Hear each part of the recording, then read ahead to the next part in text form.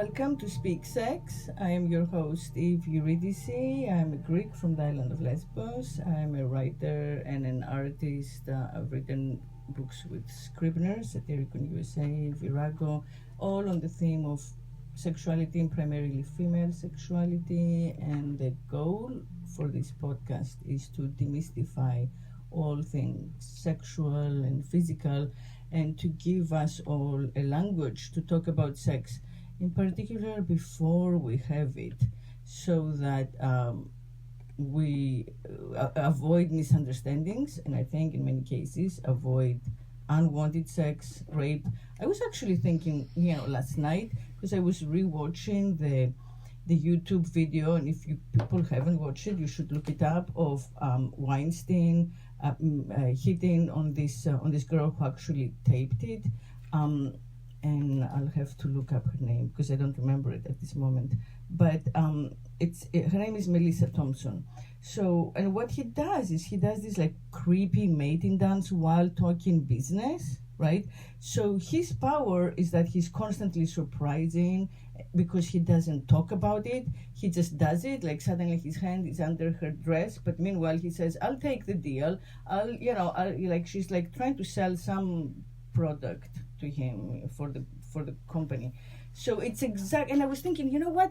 There would be no Cosby or Weinstein or all of these like famous, creeps, whoever they are, Spritzer, Schwartzman, whatever, if you actually knew, if we women and men knew how to talk about sex and negotiate.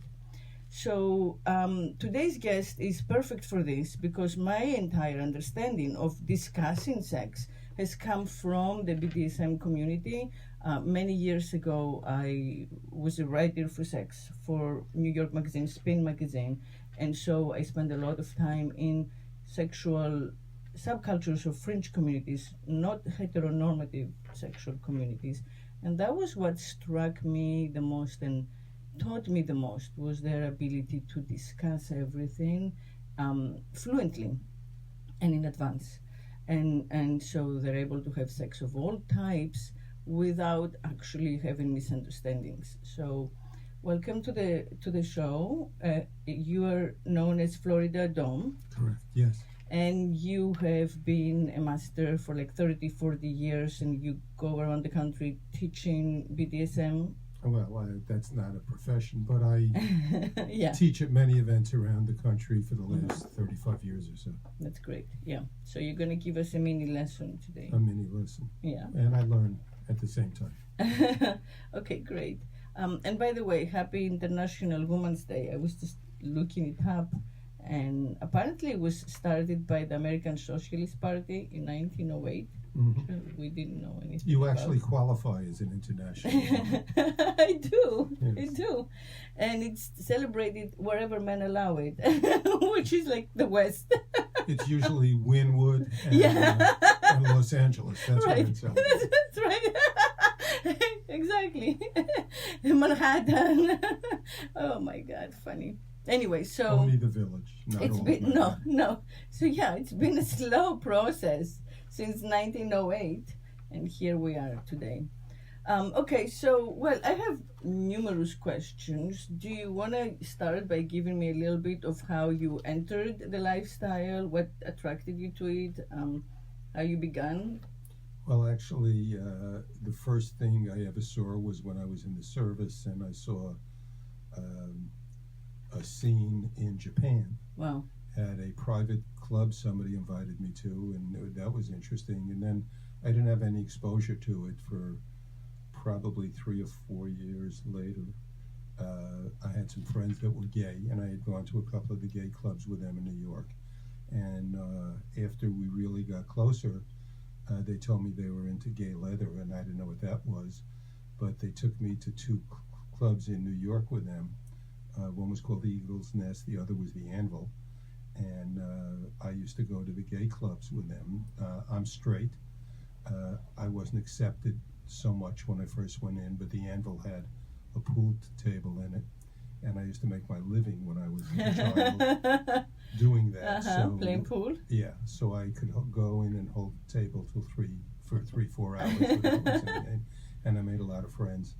and then they opened up a heterosexual club one night a week called Hellfire. Oh, I remember Hellfire. Yeah. Hellfire was opened Yeah. in the late 70s, maybe 78 Yeah, or it 70. was very famous. Yeah. Yeah.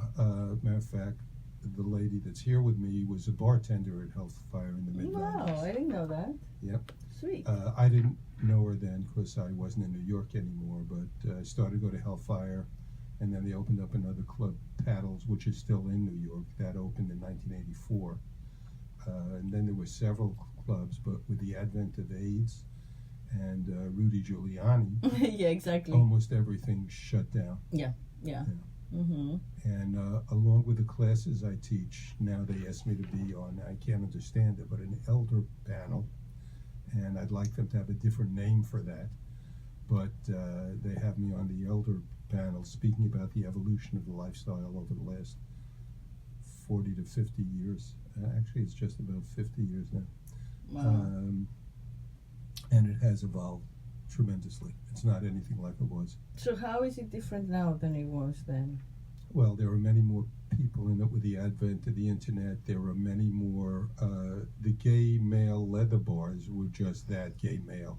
There was nobody else Right. in them. Yeah. There are many more kinks now than were out in the scene then. There are many more clubs around the country. Also, now the credo is you shouldn't judge. And then the credo was judge everybody, in essence. And they didn't accept people in very easily at all. True. Now, you're not allowed, you have to accept everybody. And that has changed things. I won't say diluted even. Oh yeah, Diluted. definitely it's diluted. Yeah, because a lot of people come just for a voyeuristic pleasure instead of wanting Right. to be in a scene. Yes. Yeah. Some people come also because they don't function well in vanilla life and they aren't accepted, and they are accepted in the scene. Right. Yeah. I mean, I did. On a personal note, I actually did go to Hellfire once or twice. I don't remember it much, I but thought there I was. recognized you. But there was a club that I went to a lot in New York, and I learned a lot, and I can't remember Which the club? name of it. It was in the Village. The Vault. The Vault, yes. I The Vault. told you I recognized. Yeah, it was the Vault for sure. Because Hellfire, I have no memory, so I'm not sure. I Hellfire was there actually long. became the Vault. For a Yeah, little it was while. the Vault And that I. Then it went back to Hellfire. They changed locations. Yeah, and it was great. It was a great It's a place. nice club. Yeah. You probably know a It was couple of gorgeous. friends of mine who were there almost every night it was open. Yeah, and it was It was- close to. Yeah, it was close by, and I loved it. It was They're just a down great here place. now in Florida. Oh, really? Yeah. The Vault? Where? No, these Oh. two Oh, your people people. who, Okay. who were gotcha. there all Mhm. the time. They were pretty well known there. Mhm. Master Conan and Slave Tasha. Nice. Yeah. So, and so AIDS kind of shook things up a little bit. A lot. A lot, yeah, true. And then everything came back, but slightly, Homogenized. and maybe sanitized, a little sanitized, Yes. right? Because I feel that a lot of the talk of the younger people is about, cleanup and, there's a lot of negotiation on aspects that I don't even ever remember being discussed. Well, in the there's a past big so move much. in the lifestyle these days, and I'm not saying it's wrong or right. Aftercare, all of that. There's yeah. a big move in the lifestyle these days to make it acceptable to society at large. Mm-hmm. And that was never the goal of the lifestyle. The goal of the lifestyle is do whatever you want to do, and nobody else has to know about it. Exactly. And if you want to make it acceptable to society, and this is just the way I think, this is not right or wrong to anybody else, Right. but the way I think is try to make what you do acceptable to society, not change what you do so it's more like the societal norms. And Right. then they'll accept you, because then you're not accomplishing what you wanted to start out with. Right. Yeah. And there is, what is society? It's just kind of like a statistical term. It's whatever the loudest people, seem to present as a majority.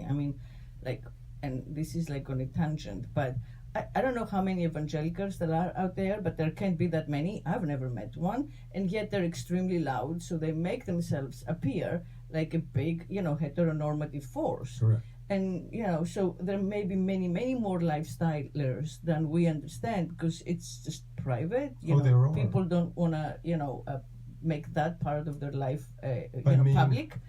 So the young people, because of this new culture of like social media and feedback and nothing secret, YouTube, everything, they're much more out with it. Well, the website fetlife.com has just shy of 10 million members now. They have 9,700,000 or 800,000. That's amazing. And and your member number is the number you joined as. So in other words, somebody joining now, their member number is going to be 9,803,000. Wow. So whatever your number is, that's how you can tell how long somebody's been around FetLife, at least. Wow. So what's your member number? How many digits do you have? I have 5, because I didn't find out about it the day they started it, but my number is 12,000 something. Right. Cool. I had no idea. That's wonderful. Yeah. So I don't know how that's a subculture, but it's a Canadian firm. Nice. Yeah. It's owned by a guy named John Baku. Smart John. So what is the scene in South Florida, and where do people go to play? I'm not going to give you addresses, but it's okay. The scene is very diverse. Mm-hmm. Almost anything anybody is into, there's a group that does it. There are a couple of dungeons, spaces, one in Fort Lauderdale, there's one in another one in Broward, and really that's the only 2 down here. Orlando has a large space. What are they called, so people can Google them? I don't want to give them. I'm not going to Okay. give their names. Okay. I don't think they want them out in the vanilla world also. And I don't know who's listening. Okay. There's a large one in Orlando. There's a couple in Tampa. There's one. I was at one Friday night last week in Jacksonville. I was at another one actually Tuesday of last week in Nashville. Mm-hmm. They're all over the place now. When I started, there were no place. I mean, 45, 50 years ago, if you were in Iowa and you wanted to get into this, you might as well shoot yourself in the head. It's just, you're not going to find it. Yeah. It was hard to find in New York. I mean, it was in a basement downstairs in 10th Avenue. You didn't stumble into it. Mm-hmm. You had to somehow find out about it. Mm-hmm. And so you really had to want to do it. Yeah. To get involved in it, right. Or know somebody who took you there. So if someone isn't sure that they want to do it, but they want to find out and they want to, get closer to it, what are the first steps? Well, the first steps are you can join a website like a FetLife. There's a lot of discussions there. There's a lot of postings. It'll post all events in your area that are going on. Before you went to a play space, I might look to go to what's called a munch, which is just you get together in a restaurant or a food court or someplace, and I don't know what the average is around the country. Around here, it's probably 50 or 60 at a munch, and there's one here every several miles. You have a Miami munch, you have a Hollywood munch, there's another one in Miami starting now. There's one in Palm Beach. There's one in Fort Lauderdale. They're all over the place. Mm-hmm. So you can always find one near you. You'll meet some people. Mm-hmm. You can Google your area on FetLife, whatever your town is, and look, click on events, and it'll let you know everything that's happening in your area. It's easy to find these days. It's pretty easy to find. But get some education. Read some books. I would recommend a few books. Yeah. One is Screw the Roses, Give Me the Thorns. It was written by a guy that was a friend of mine, Phil. Well, I actually have a book here, the New Bottoming book, New and they have Bottoming been book. That's, and they Janet also Hardy. have right.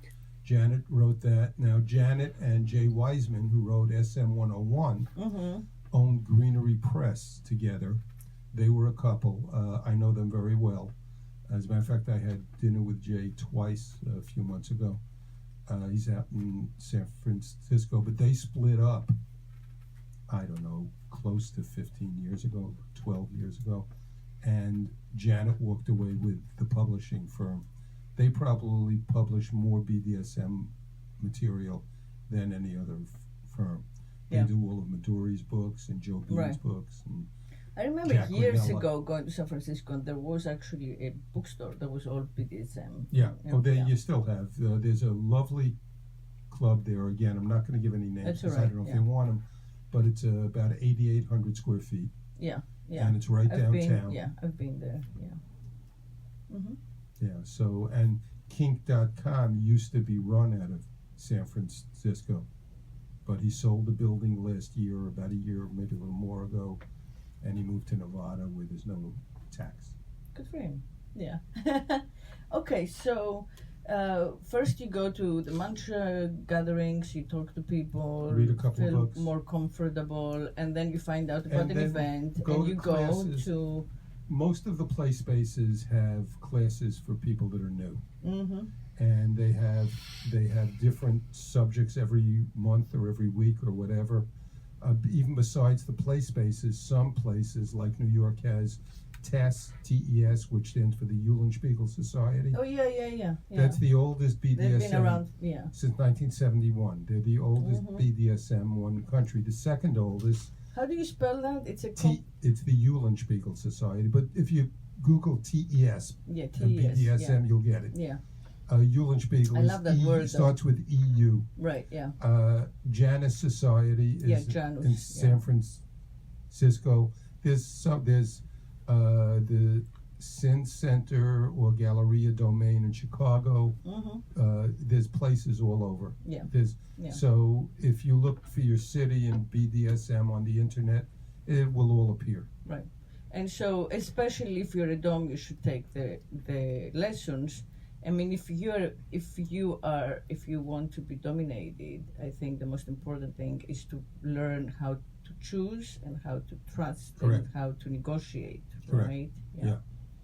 And if you are a dom, it's really a craft. You have to learn it the way you would learn like how to be a machinist, or you Yes. really have to learn the nuts and bolts of whatever your fetish Well, is. whatever you toy, like I Right. brought toys for you Yeah, to so see. you I brought a bunch of lovely big toys. and there's always Really big classes. toys.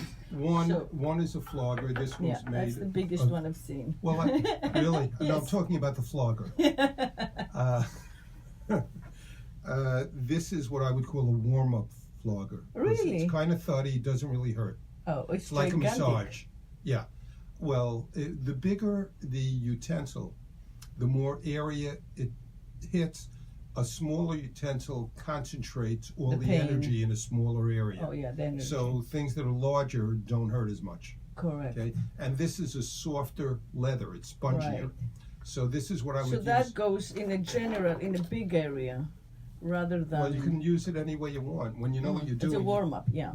Yeah, I use this for a warm up, but you could use only the tips, and it's a whole different sensation. And it depends how you're using it. But that you So learn. then the way you do that, right? It's in the wrist, It's all in the wrist, or right? the arm, It's right? kind of a left, right. You turn the wrist, yeah. Figure eight. Yeah, figure eight, yeah. Yeah. Nice, and it makes a nice sound. So some of these, I feel that the sound is equally important, Intimidating. erotically. Same thing with Right. a whip, which unfortunately I put in my bag and it got stuck in the Now, cracker is stuck in zippers. It's all I right. don't want to destroy the whip, but that makes a loud crack, right. you know. And what that is actually is the whip is breaking the sound barrier. That's what that noise is, Oh, which is 700 miles an hour. wow. So when you get hit with it at that speed, when you use it like that, it hurts. Yeah. Okay. Yeah. And you can use it anyway. You can brush somebody with it.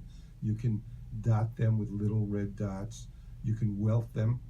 You can even break skin and cut right. them with it. Cut It them. depends how you use it, Mhm. and who you're using it on, and what the arrangement is. Exactly. And what their Tolerance is. pain tolerance, and their hard limit and their soft limit, all Yeah. of that. Yeah.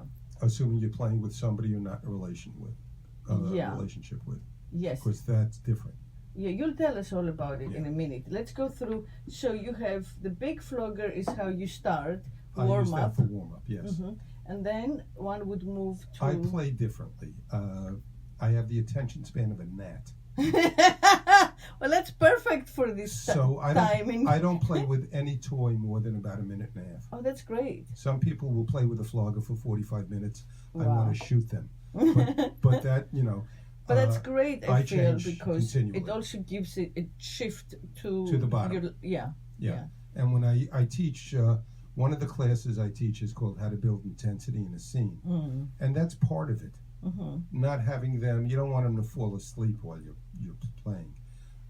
Well, or just hurt in one spot instead or in one of, area, yeah, right. exactly. I like to use the whole body. I like to use the calves, the thighs, the back, the breasts, the traps up here, the shoulders, everything. Yeah. Oh, the traps are great because that's where your stress gathers. Well, so. I'll tell you a funny story. Midori is probably the most well-known presenter on Famous, lifestyle. yeah. She's written 8 books. Midori was staying at my house, God, it had to be 18, 19 years ago. I had her come in here to teach for the local group, and her and the person she was with at the time, Michael, stayed at my house. And she saw me playing with a slave. And I also use, I don't have them here, drumsticks. Regular drumsticks and other implements like that. And I use them predominantly on the traps. And she came to me afterwards and said, I didn't know you knew Japanese massage. I said, I didn't even know there was a Japanese massage. She said, well, we do that because that's where you have all the stress leave the body. That's right. When you do that, all this. I said, well, now that I know that, I'll never do that again. But I didn't know that. And you didn't know it felt good. Yeah, like when I go for acupuncture, I'm always just put the couple here. Yeah, and So, it's, you feel I do that the a lot, release. drumsticks, to the beat of the music. To the beat of the I music. teach another Nice. class called The Beat Goes On, which Right. talks about the fact that the music guides the scene. Right, That yeah. you want the bottom to be synchronized with what she hears and what she feels. Exactly. So if it's a bass beat on a drum, your downstroke should come on that bass beat continually. Nice. So it's all one to Yeah, one. yeah. Well, the people who actually, have sex with music or to music, that's part of it. It's just like you get Correct. into the music, It's and the same thing. the music, guides the sex. Mm-hmm. Yeah, my the opening music for the show, it's El Hadra, and it's Sufi mystic music. So they dance to it in circles, for a long time.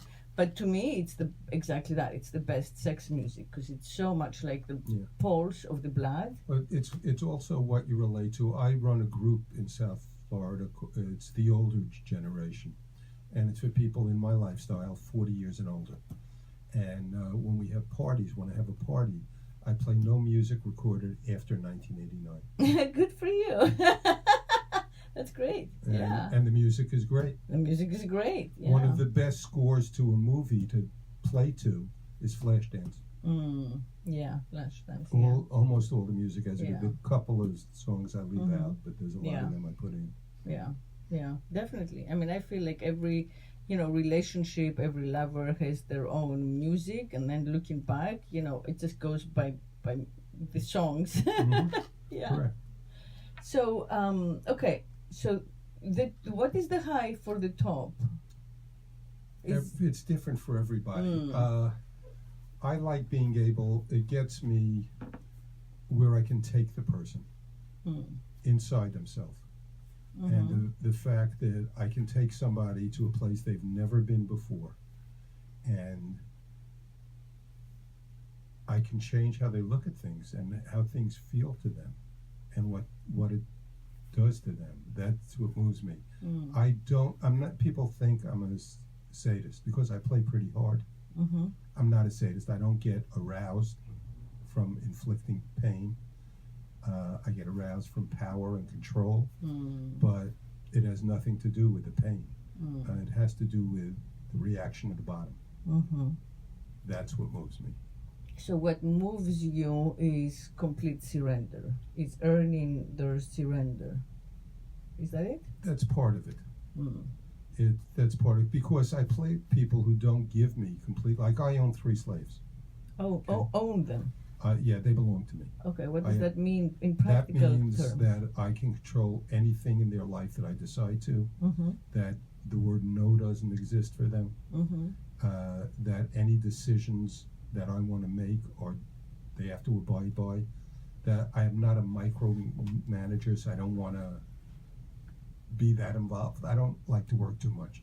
So I don't want to have to work too hard. But and that Okay, doesn't mean but so I'm sorry to interrupt you. I don't mean disrespect. But when you say you're not a micromanager, so you're not gonna tell them like how many hours to sleep or No, I what to don't- do no. with their children. no. Or, I don't okay. get involved with their kids. I don't Okay. think that's right. Okay. But I play with a lot of people that I don't have a relationship with, especially when I teach. I'll go to a weekend event, I'll teach, and I'll play with maybe 20 or 25 over the weekend, most of whom I don't know at all. So they don't surrender to me completely. We negotiate a scene beforehand, and it's got to be something both of us will get something out of. If it's not, we shouldn't do it. Gotcha. So what you get out of that is being able to take them where they've never been able to go. Interesting. One step at least beyond where they've ever been able to go. That's what I like to do. Nice. Now it's different with the three The women slaves. in my life because the rule is that when we do something, one of us has to be happy, and that has to be me. That's the rule. They don't have to like everything I do. I will never do anything that causes them damage or harm, physically or emotionally. Anything good. else is on the table. Right. And you play all together, but Sometimes, usually I play with one at a time. okay. All right. And where is that? At a private space? Could be at one of private your space, houses? could be home, could be in a car, could be in an elevator, could be any place. I don't Okay. know. Okay. So you travel with your tools? You have them nearby? With my what? Toys? With your Yes. toys, yes. Yeah, usually. Some Because of if it's in an elevator, they gotta be nearby. well, there are other toys. Oh, okay. Just okay. You can Yeah, play so with you your can just hands, your slap them. feet, your teeth. Okay, gotcha. And you can play without touching someone. Okay. Mind fucks are a major thing. I love mind fucks. And I'll give you an example of one. Oh, please do. Yeah. Usually when I teach, one of the classes they ask for is fire play, because I've been playing with fire for 45 years. It's probably longer than anybody else alive in the lifestyle today. And I do stuff with it nobody else does. And it's a spectacular class.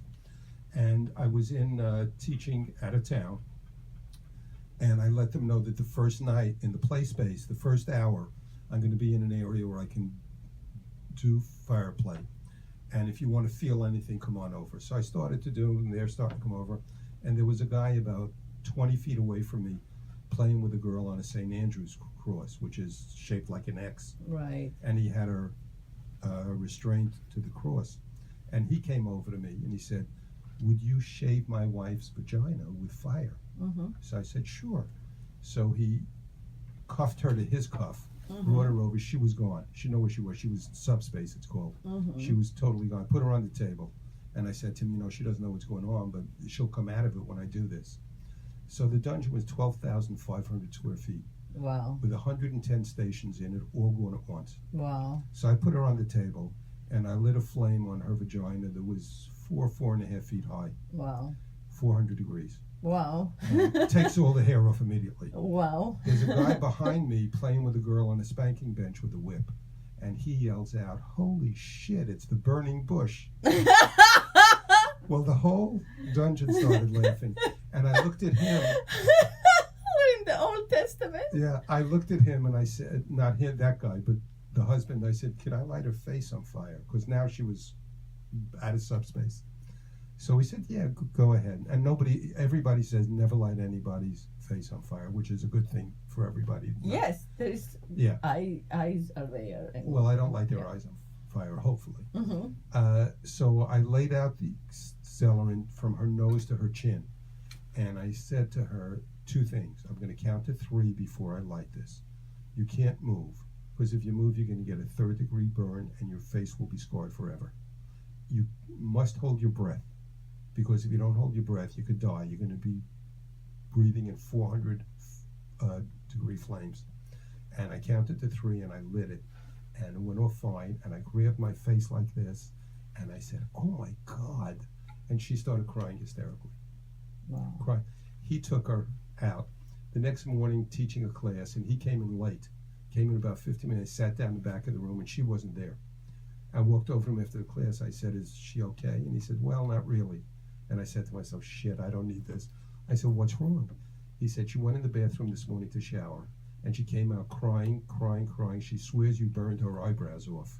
And I took her back in to show her eyebrows are there. But in her mind, when I said, oh my God, something obviously happened really bad, and she convinced herself that was what happened. Wow. And this was the next day. She thought she had no eyebrows. She was looking in the mirror. Yeah, that's the mind fuck. That's a mind fuck. Yeah. Yeah. You got that. I mean, yeah, but that's no surprise. That's no surprise. Yeah. Well, you don't know how it affects everybody.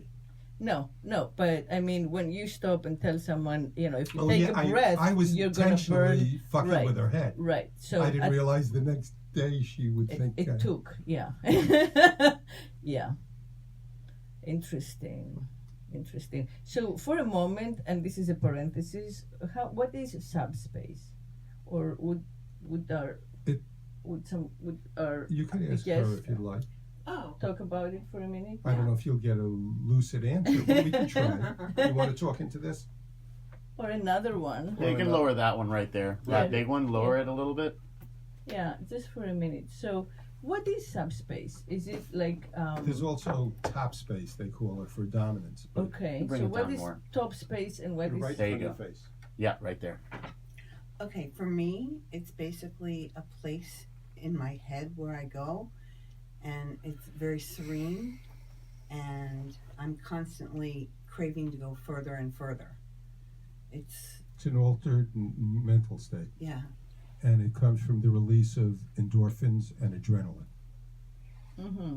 So... But you can sustain it just by being in the presence of the master, because you know that something... It lasts for a while. Right. It lasts beyond the end of the play.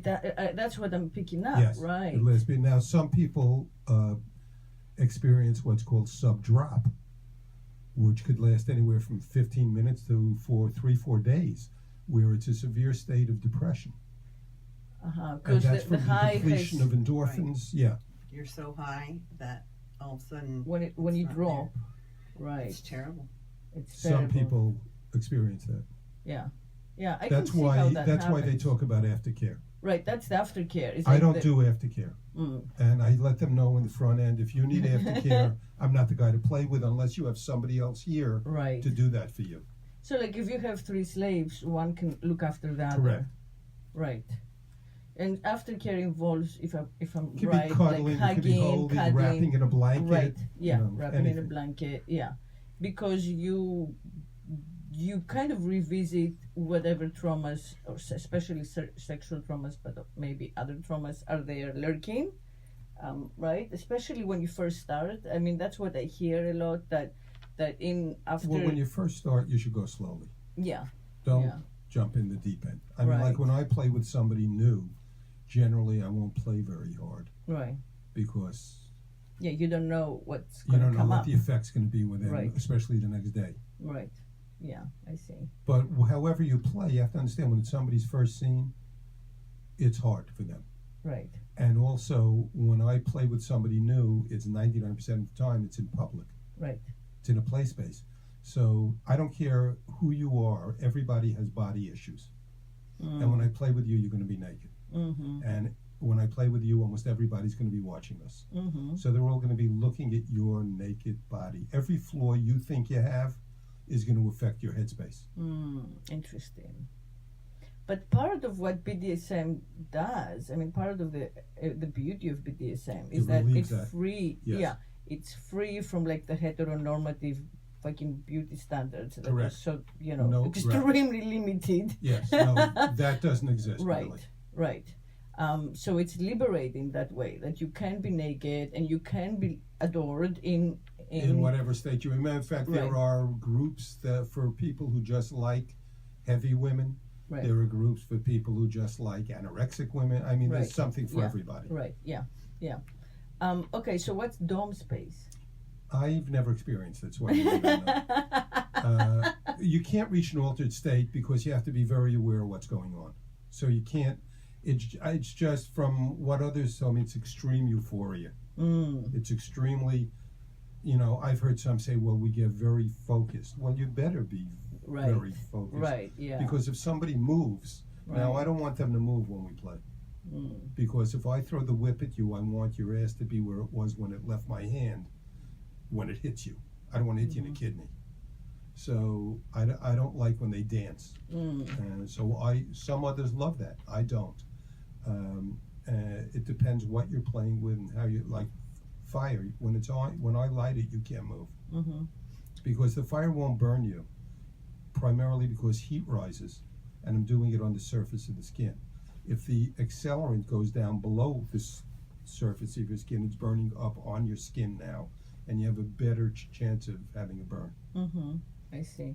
So, is there pleasure in holding stillness? Is that part? Is there a sense of achievement in holding stillness, It's no like, matter what? like bondage. Right. It's bondage without the rope.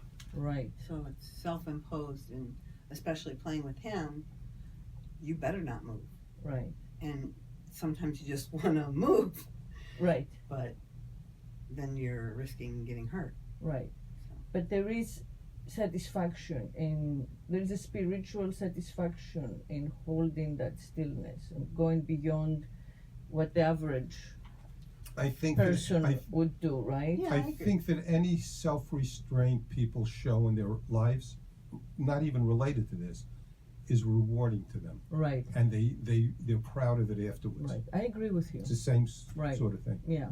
Well, I have long felt, and again, I'm not a participant, but I have gone in and out for as many decades as It's I've early, I'm here to I have definitely been a solitary passerby for since before I turned 20.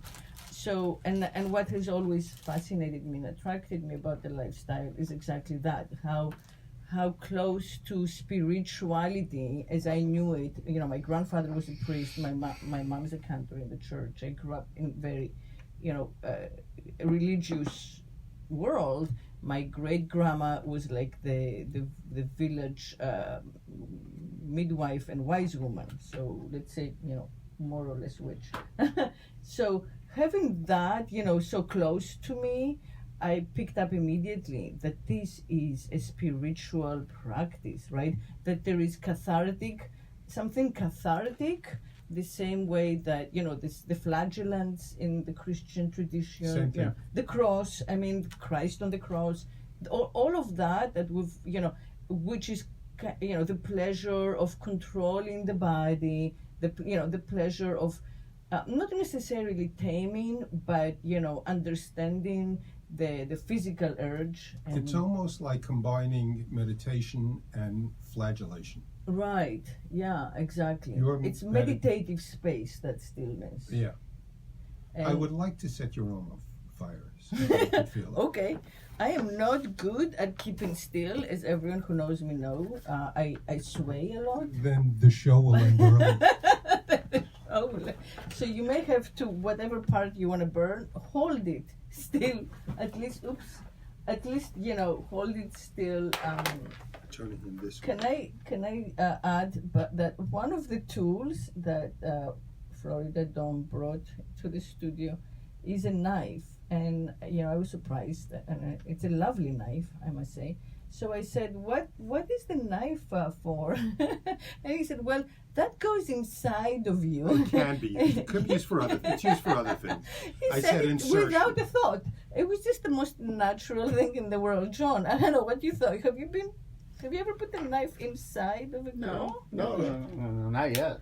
Okay. Whoa! That is pretty. That's Now cool. I want to light one in your hand.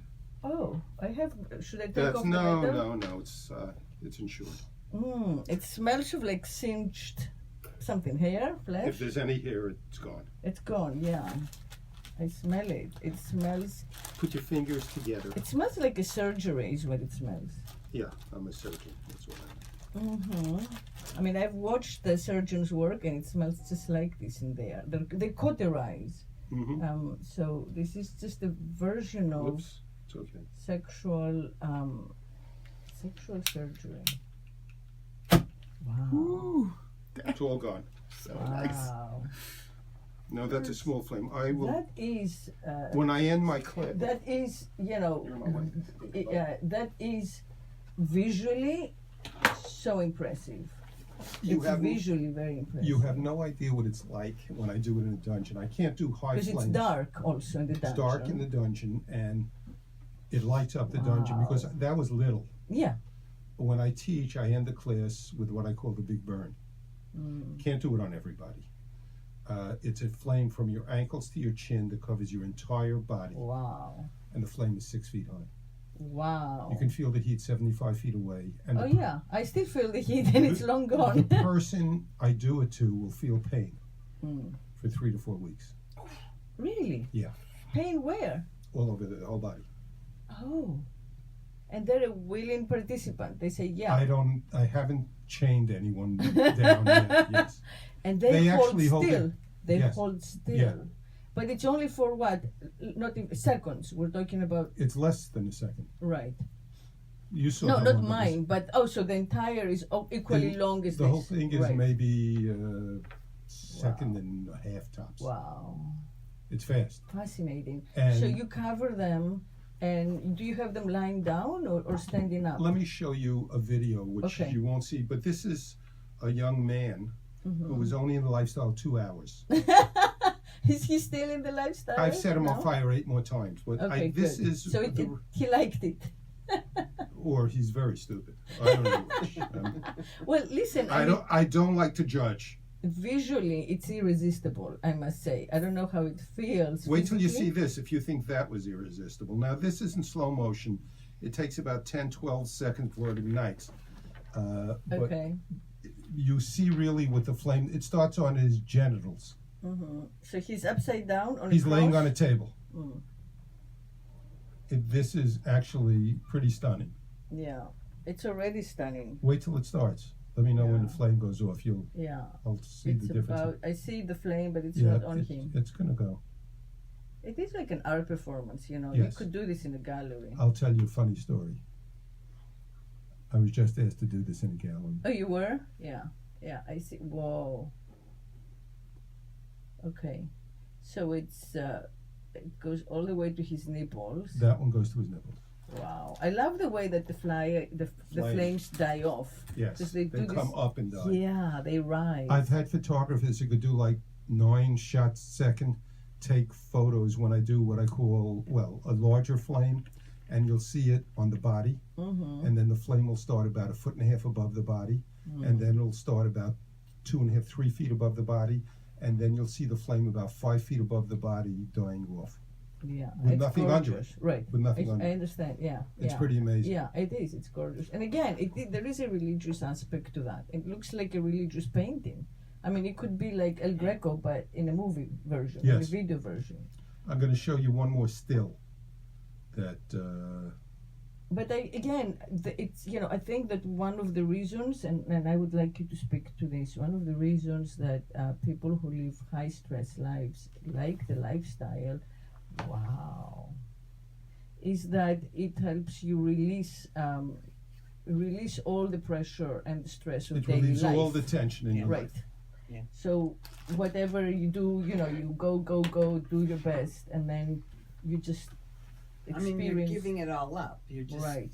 You know, Now, in a relationship, So it's when more, you give all up, you also give up. I'm sorry to interrupt. The stress, like the bad stuff right. too, right? Your body is his. Your mind is his, and he's taking you places where you've never been, like he said. So you are just you're de-stressed. Yeah. You're lifted, right? correct. Mm. See, on the relationship end of it, it's deeper than that. When you're playing with somebody that you belong to, that you love, and see, to me, before you own somebody, they should love you more deeply than they've ever loved anybody in their life. Mm. They should trust you so deeply that they know you will never harm them physically or emotionally. Once they know that, then they can surrender. The obligation for me is not to exceed a boundary that would harm them. But it's true in everyday life, like I drink iced tea in the morning. and I meet a slave in the morning, and every morning, and I'll have 7 or 8 iced teas. So as soon as I'm done, she takes the glass and fills it with ice and makes me another one and brings it back. And we have this with 5 or 6 vanilla friends, and they keep saying, "Why does she do that?" Not my wife. And she said, "Why does she do that?" I said, "She just likes to do that." Yeah, it's service. You know, I'm old. That's why. She's just treating the elderly nice. They don't know. Yeah, they don't understand that service aspect. But that relationship dynamic, let's say 85% of our lives are vanilla. We're going to movies, we're seeing family, we're doing whatever, business. The relationship dynamic is present every second of every minute of every hour. It doesn't have to be overt, shouldn't be overt.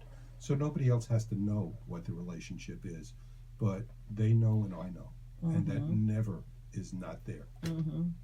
And that makes things more exciting, right? In the 85% of life, when you don't do anything, knowing this, that the stakes are higher, I try to make makes life more interesting. I try to make that 85% exciting also. Right, like you do or say something that would catch them by surprise. I catch everybody by surprise. I say nice. stuff that asked our waitress we had at lunchtime. That's good. It makes life more enjoyable. I don't have a filter. Yeah, good. I'm having a party very soon, and the theme is politically incorrect T-shirts. The raunchier and more incorrect, the better. And I'll bring 7 or 8 to change during the night. So you collect them. You're Oh, I have dozens, Yeah. but remember the attention span. I have to keep up with it. Yeah. I look in That's the mirror great. and I say, "Oh, I've seen that before tonight." So, Take it off. yeah, you dress in layers. Yeah. And the relationship with the slaves, is it lifelong or Lifelong. do you Well, Okay. it doesn't have to be. I mean, I've had someone can slaves. change their mind? I've had slaves with no love involved, with no sex involved, where they were strictly service slaves. I've had So it's just power I've had exchange. relationships with guys who are gay or women who are lesbians, and we weren't involved with anything, but it was service arrangement, and they did things for me, and I helped them with certain aspects of their life. But But for the 3 slaves you currently lifelong. have, it's for life. One is with me 23 years, one's with me 12 years, and one 9 years. It's all long term, and it's forever. It's forever. Do you guys sign a contract like No, the I don't. famous Some people do, I don't. say the Maysuk? Last Say, time I signed sad a contract, contract. there was alimony involved. We don't do Yeah, that. true. Yeah. Interesting. Yeah. So okay, let's talk again about the tools that you brought, which are beautiful to look at. Okay, this And, is I would like to have them more visible. So we have the flogger, the big bright blue cobalt and flogger you have that a you begin with. thinner blue leather one. So the navy blue leather comes second. It's a little stingier. Well, Yeah. it'll come later, Right. but it's leather. I also I like rubber. I didn't bring any. Rubber hurts a lot more, and it's stingy as opposed to thuddy. This one's a little stingier than that one is, but not a lot. I like rubber. First of all, it's light. I don't hurt my shoulder. The heavier the flogger, the harder it is over time. Because if I play, I could play for 4 or 5 hours when I go to an event, more at a time. And I'm very old. So, but I like the rubber ones. I have a number of those. I have truncheons, if you know what that is. A truncheon is a solid rubber pipe with no hole in it. And those are brutal. Those won't cause a bruise. They'll cause a hematoma. Wow. And a bruise that gets black and hard and lasts about 6 weeks. Wow. So you have to know who you're playing with, and that's what they want. And, this is a cat of 9 tails. It's a cat. Some of them have a handle like a flogger. I don't like that as much. This has the action. It has the handle of a whip. So there's more give and more action in it, and I like that. I say that a scene is a combination of a drama and a musical. It's a musical drama. I want fear to be involved, no matter who I play with, even if it's Tracy's with me for 12 years. Laura for 23 years. They don't know what I'm going to do next. Because I don't know what I'm going to do next. The music will come on and the song will change and the beat will be different, and I'll pick an implement or do fire or do something different. Fear is good. Fear enhances it. Fear releases more adrenaline. That's a good thing. This is an interesting little toy. I was at a green market in Orlando many years ago, probably close to 15, and the guy had a few of these, and I said to him, "What is that?" And he said, "Oh, it's a horse whip." Oh, so wow. I said, "Really?" I said, "Now this is all leather. This is Brazilian it looks leather. beautiful. This is Brazilian leather. And it's handmade. It's handmade. Yeah. And it's about 15 years old now. Wow. Now, I bought 3 other things. No, you hit with the wrong part. Oh. I'll hit you if you want to get hit. No, that's all right. I was trying to see So how I things said to feel. him, "How much is that?" He said $20. Wow, that's a great deal. I said 20. I had spent all You my didn't money. say So like I'll buy them all. I went to an ATM machine, took out some money, and I bought 2 of them. And It's very light. he said to me, he's Spanish. Mhm. He said to me, "You have horses?" I said, "I don't have horses." And he looked at me, and he looked at the slave I was with, and then he looked back at me and he went, and she turned purple. He knew what I wanted it for. Wow, yeah, so this is the real deal. That's the real deal. Yeah, and it's great. Like you can see how the leather has softened with the use With the through age and time. use. Yeah. This is a leather paddle slapper that a friend of mine made, but it's beautiful. It's gorgeous. It's so creative. Yeah, he does the leather work, and his wife does. The stitching and She does all the other. the coloring. Yeah, Yeah. it's a skull, but it's a Day of the Dead kind Yeah, it's of beautiful. Mexican. It's gorgeous. Yeah, I would love that. I didn't bring one Yeah, toy I have that's gorgeous. unique. I'm the only one that has one like this. The long white leather. Oh. It's got a white leather hard handle about this long that's Uh-huh. tapers down a little, Uh-huh. and then the top of it has a metal embossed slide. It's slid over, but it's beautiful. It's beautiful. And then it has a white leather strap that's probably 30 inches long, maybe Wow. 30 inches. And I was at the University of Miami book fair many years ago, Uh-huh. and I went into Chili's little tent that they have, Uh-huh. and this was on the wall behind the guy. What? And Uh-huh. I said to him, "That is beautiful." And he said, Uh-huh. "Thank you. I brought it to show the heritage." And I said, "What is it?" And he said, "Well, the cowboys use that to slap a cow back into the herd when they get loose from horseback. They use that." And I said, "Really?" I said, "I'd like to buy that." And he said, "That's not for sale." He said, "That's part of our heritage. The books are for sale." What heritage is that? Chile. Okay. It was the country of Oh, Chile. Yeah. I said, "Well, the books probably are great, but I can't read Spanish. I really would like to buy that thing." And he said, "I can. If you went into a BDSM store and could find something like that, it would probably be $400. Yeah. I got it for $40. Wow. He sold it to me for $40. Wow. I should pay more attention. I'm always at the book fair. I don't even look behind. I look at the books. Oh, I never look at the books. Yeah. now I know. I've seen books. Yeah. I look for things I haven't seen. Wow. Interesting. So that I didn't bring. I should. Yeah. I have a lot of one of a kind. Yeah. items that Well, I like. this too, you told me is a trunch. What? How did you describe It's this? almost like a quirt. What it is I'm sorry. It has a wooden handle and leather thong and it that's has, split right, in half. That's split. So 2 of them. Yes, And I imagine again, that can hurt you. yeah, that it has gravity. It has weight. Well, to it depends. See, you swing. I like a lot of people play side to side. You don't get a lot of power behind it. Side Yeah, that's to side. good. Yeah. I like to go from up there down. Uh-huh. So a lot of times, let me stand up a minute. I'll show you something. Okay. A lot of times, you spoke before about a figure 8. Right. What I will do is, Tracy, stand over here a little bit. Okay. Move forward a little. Okay. Lean forward. Okay. Uh-huh. See, I'm only hitting it once. That hurts more Right. from up here and down Right. than it does like this. Right. That's windier, but the other one hurts more. Wow. Yeah. So, and a lot of the beauty of it is in the way you twirl it.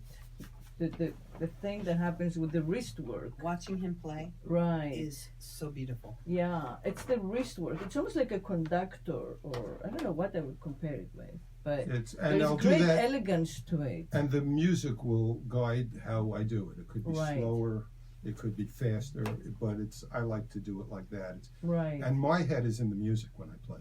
right, nice. Yeah, yeah. If the music sucks, I don't like the scene.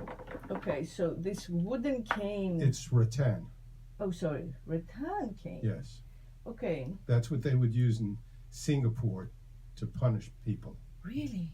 What you've heard that they The cane people. caning, yeah, like 40 canes. Yes. Now this one I brought because it's shorter than most of mine. Most of mine are maybe 6-8 inches longer than that and thinner. Is this? No, this is a handle. This doesn't go in the butt. No. Okay. It can go anything can go in Oh your no, I butt. was just checking if your it's butt's not. large There is enough, a thing. Yeah.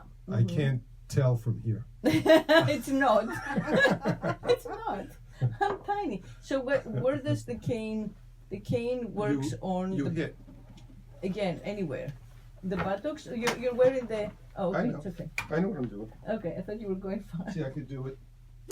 Okay. Or Wow. Wow. Okay. Wow. Wow. that was a 5 wow thing. Does your pain tolerance increase with Yes. practice? Oh yeah. Yeah. From the first time I played with him till now, Yeah. I'm a different person. Wow. Yeah. Interesting. Yeah. Because I definitely would have reacted. You can just hold It's not. still. It's not only. Your body Because doesn't. I know that's what he wants. Right. So it doesn't matter. I wanted to move, but I But wouldn't. you hold still. Yeah. Because I think that, the body's impulse is for the muscle to respond. I mean, even if you think you're holding still, there will be some reaction. But yours didn't. It was absolute stillness. Yeah, well, I was doing a scene recently with, I won't mention her name, but a girl who was very young, 20 years old, Mm-hmm. and had never played before. And this was in public in a play space. And one of the things I do is when I'm flogging, I'll take the flogger, and they're standing like this. I will take it between their legs and hit them in the vagina from behind. The first time, you're not expecting it at all. Every time I did that, she came off the ground. And not only did she go off the ground, she squeaked. It was adorable. It was very funny. Yeah. So the more she did that, the more I did that. So it was very good. The Yeah. people, everybody enjoyed it. But Yeah. her, maybe. Yeah. Yeah. But I can see how it, when something new happens to the Yeah. body, you don't know how Right. it will respond. What the hell was that? Yeah. The other thing I like to do, I just brought one accelerant here, this flash cotton. I also like to use fire wands, which are wands Right. where the end's soaked in alcohol, and you rub it on the body and leave behind a trail of fire. Oh. And then you take the other hand, put it out, and you can move again with the music, and it can be very erotic. Yeah. This isn't as erotic. That's erotic. Well, this is very spectacular. It's spectacular. Yeah. The other's erotic. I also like to do fireballs, which fortunately was not my nickname in high school, despite what Fireballs. Uh, John, are you learning? I'm gonna ask you at the end. What a It's fireball. gonna be a question and answer what you've learned. What a fireball is, you take an atomizer and you put alcohol in it. You take a fire starter, like I lit you with, it's over here. I would light the fire starter and spray the alcohol over it, and it ignites and makes a fireball about this big. Now, when you're on the cross with your back to me, you're not expecting this. I do it between your legs. Wow. So that fireball comes Right. between your legs and rises to about here before it evaporates. Wow. It's kind of a shot. Oh no, it's a shock for So sure. what you 'cause can do, see what I Especially use, you don't know what. Yeah. You see don't what know I how use it the fire affects for you. a lot is a scene is like the stock market. Nothing goes straight up and nothing goes straight down. It's a series of highs and peaks and valleys. So I want to bring them up and bring them down a little, and then bring them up higher and down a little. So the peaks are higher and the valleys are higher. When I use fire, that brings them off a peak. because it's shocking to them, especially when it first starts.